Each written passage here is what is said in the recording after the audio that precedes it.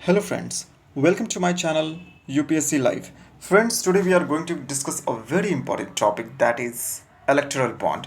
देखिए हम लोग क्यों इलेक्टोरल बॉन्ड आज डिस्कस करने वाले हैं, क्योंकि आज जो है ये इशू आज कॉन्स्टिट्यूशन बेंच के सामने आएगा, सुप्रीम कोर्ट के सामने।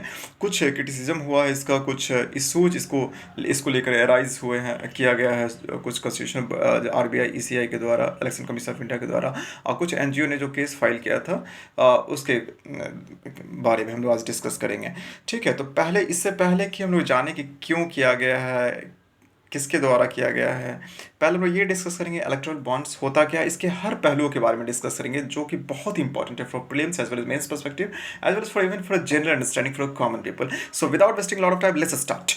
देखिए सबसे पहले क्या करेंगे, हम लोग डिस्कस करेंगे कि इलेक्टोरल बॉन्ड्स होता क्या है। देखिए इलेक्टोरल बॉन्ड्स जो है ये जो है ये फाइनेंशियल बिल 2017 से इंट्रोड्यूस किया गया था। बेसिकली इलेक्ट्रल बॉन्ड्स जो है वो एक इंस्ट्रूमेंट्स है या सिक्योरिटीज़ है जिसका यूज़ किया जाता है to donate funds to political parties, किसी पॉलिटिकल पार्टीज़ को फंड्स डोनेट करने के लिए। ये नोटिफाइड हुआ 2018 में। आप देखिए इसके फीचर्स क्या हैं। ठीक है, इलेक्ट्रल बॉन्ड्स के फीचर क्या, देखिए कोई भी इंडियन सिटीज़न या कोई भी कॉरपोरेट बॉडी है जो कि इनकॉर्पोरेटेड है या जो कि इंडिया में है, वो परचेज कर सकता है। ठीक है, उसके बाद फिर ये डोनेट कर सकता है पॉलिटिकल पार्टीज़ को। ठीक है, एनोनिमस, जो किसी को पता नहीं रहेगा कौन क्या किया है, कितना फंड दिया है। सेकंड थिंग है 1,000 से लेके 1 करोड़ तक आप डोनेट कर सकते हैं इसमें। ठीक है, डोमिनेशन में आप डोनेट कर सकते हैं।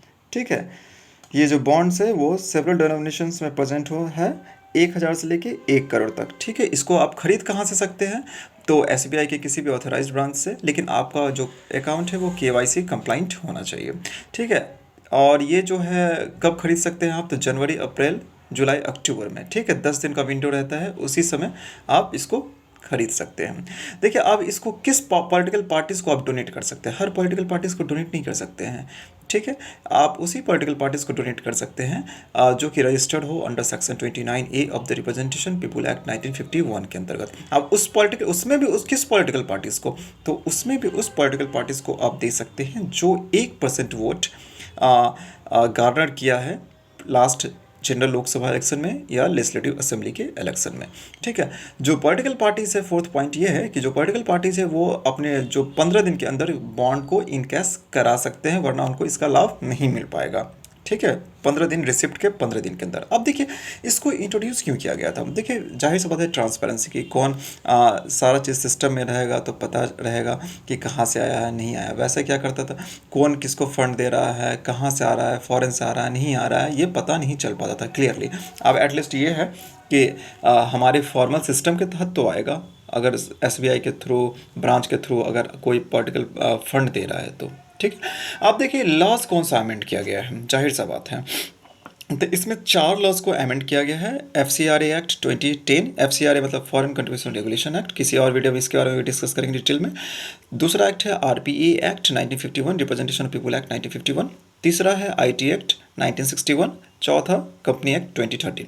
अब देखिए ये लॉज को इसलिए अमेंड किया गया ताकि ये जो बॉन्ड स्कीम है इसको इम्प्लीमेंट किया जा सके। अब देखिए ये चैलेंज कौन किया है और क्यों किया है। देखिए 2 पब्लिक एनजीओ है, कॉमन काउज और ADR बोले तो एसोसिएशन फॉर डेमोक्रेटिक रिफॉर्म्स। उन्होंने ये कहा है कि इसको मनी बिल के तौर पे लाया गया, ये गलत है, ऐसे नहीं लाना चाहिए था। क्यों ऐसे किया आप, क्योंकि राज्यसभा में को बाईपास करने के लिए हो। ठीक है, उनका ये आरोप है, हो सकता है राज्यसभा में उनके पास उस समय गवर्नमेंट के पास मेजोरिटी ना हो सकता है इसलिए भी ऐसा, जो भी वॉट एवर उनका ये आरोप है। ठीक है, दूसरा क्या है कि नॉन ट्रांसपेरेंट है, मतलब कि कौन कितना फंड दे रहा है ये तो हमको पता नहीं है ना। हाँ, ये तो पता नहीं होगा आपको, आप इसको इंट्रोड्यूस किए थे ट्रांसपेरेंसी के लिए, लेकिन ये तो ट्रांसपेरेंट तरीका से तो है नहीं, किसको कौन कितना फंड दे रहा है ये तो पता नहीं चल पा रहा है। हो सकता है सेल कंपनी जिसमें शामिल हो। ठीक है, तो ये सब चीज़ें हैं। आप देखिए इलेक्शन कमीशन और आरबीआई का क्या कंसर्न है।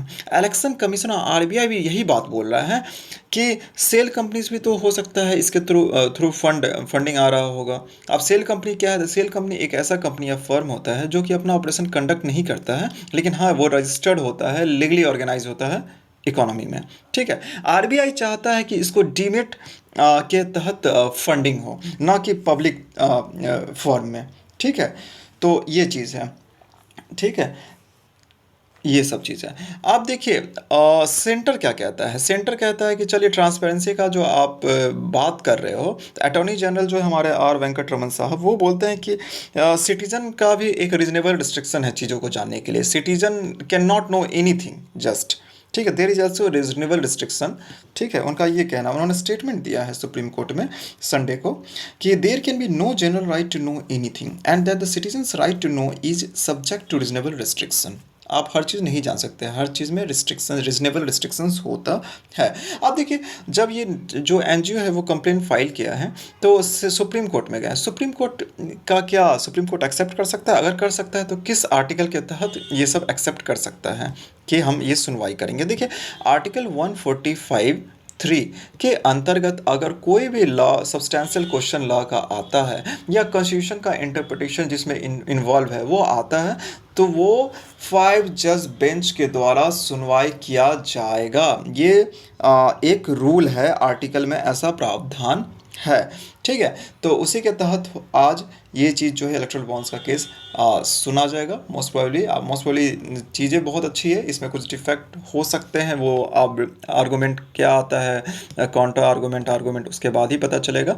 बट ये चीज़ जो अब इलेक्ट्रल बॉन्ड्स के बारे में है, दैट्स इट।